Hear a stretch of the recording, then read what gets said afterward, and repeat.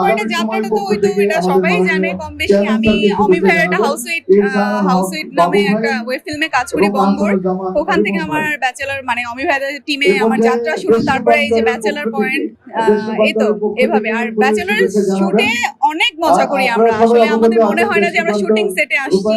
সবাই অনেক ফ্রেন্ডলি, সবাই অনেক মজায় আমরা আসলে শুটিং করি। সবচেয়ে বেশি এখানে সবাই আনন্দ দেয়। আমি কারোটা থেকে কারোটা মানে আমি ডিফাইন করতে পারবো না।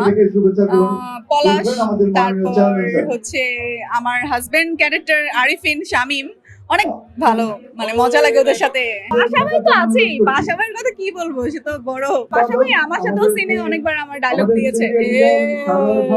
খুব ভালো লাগছে, সবার সাথে দেখা হচ্ছে। আমার এশিয়ান টিভিতে একটা নাটক যাচ্ছে ব্ল্যাক অ্যান্ড হোয়াইট, তো ওখানে কাজ করছে ওই টিম সহ আসলাম, এসে শুভেচ্ছা জানালাম, ভালো লাগছে। ঈদে মাত্র দুটো কাজই করেছি, বেশি করিনি। একটা হচ্ছে cinema pressure cooker, Raihan Rafi পরিচালিত, আর একটা হচ্ছে কাজল আরিফিন আমি পরিচালিত ব্যাচেলর পয়েন্ট। এখানে বলার ভাষা আমি আসলে খুঁজে পাবো না, কারণ প্রেসার কুকার নিয়ে এত অ্যাপ্রিসিয়েশন পেয়েছি।